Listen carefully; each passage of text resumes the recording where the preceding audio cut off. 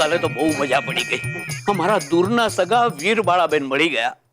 વર્ષો પહેલા એના હસબન્ડ વીર ગતિ પામ્યા, પણ એનો સ્વભાવ હજી બાળા જેવો જ છે.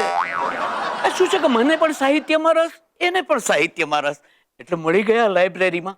અને પછી ત્યાંથી ગયા સીધા વનવાળી વાંકાની પોળમાં પાણીપુરી ખાવા. વીરવાળા બેન બોખા દાંતે પણ 35 પાણીપુરી દબાવી ગયા. ઉભા થા બાપુજી. તમે ગઈકાલે વનમાળી વાંકાની પોળમાં ગયા હતા? ના કેમ? અરે શું ના, મારા દોસ્તાર નિલેશે તમને જોયા કોઈક ડોસીને આગ્રહ કરીને પાણીપુરી ખવડાવતા હતા. અરે નિલેશ તો છે જૂઠાડો. અરે આ જમાનામાં કઈ ડોસી મારી હારે પાણીપુરી ખાવા નવરી છે? એ નવરી તો કોઈ ના હોય, પણ તમારા દુરાગ્રહ સામે કોક બેચારી નબળી પડી જાય. એટલે તું મારા પર શંકા કરે છે? હા કરું છું. આજે સવારે કોક વીરબાળા બેન નો ફોન હતો. એ કોણ? એ મારા કલ્ચરલ ફ્રેન્ડ છે. કલ્ચરલ ફ્રેન્ડ એટલે શું? એટલે શું છે કે અમે બંને એકબીજા સાથે કવિતાની આપલે કરીએ છીએ. તમે ને કવિતા? અરે આજે જ કવિતા લખી છે, સાંભળ. ભવસાગરમાં ભટકી રહી છે એક અટુલી બાળા, લંબાવ્યો છે હાથ મારો લે, પકડી લે વીર બાળા, આવજે. નક્કી મારો ખૂંસટ બાપો કામ કરે છે કાળા. એટલે હું પણ કવિતા કરવા લાગ્યો. આજે હું પાછો વિચારે ચડી ગયો છું. આ સિરિયલ વાળા સ્વયંવર યોજીને વાંડાઓના ભવ્ય રીતે લગ્ન કરાવી આપે છે, એ જ રીતે માંદાઓના ભવ્ય રીતે મરણ પ્રસંગો યોજે તો કેવું? હે, વિચાર કરો. સિરિયલ નું નામ રાખવાનું મરતે હે શાન સે,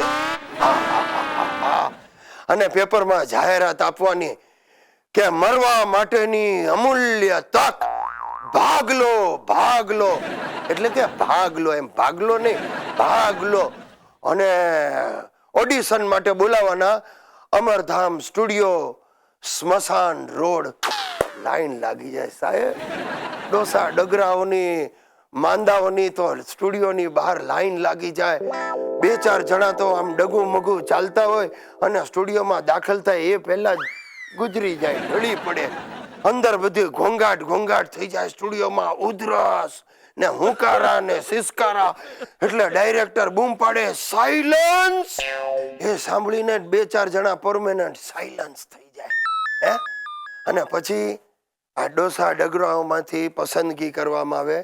10 જણા સિલેક્ટ થાય, કન્ટેસ્ટન્ટ મરવા માટે જેને સિલેક્ટ કરવામાં આવે. અને પછી એના પાછા રાઉન્ડ યોજાય અને એના સગાવાલા બેઠા હોય ઓડિયન્સમાં, એના પર આમ કેમેરા ફરતા હોય, એને બૂમો પાડે, સગા તાળીઓ પાડે, દાદા ગયા.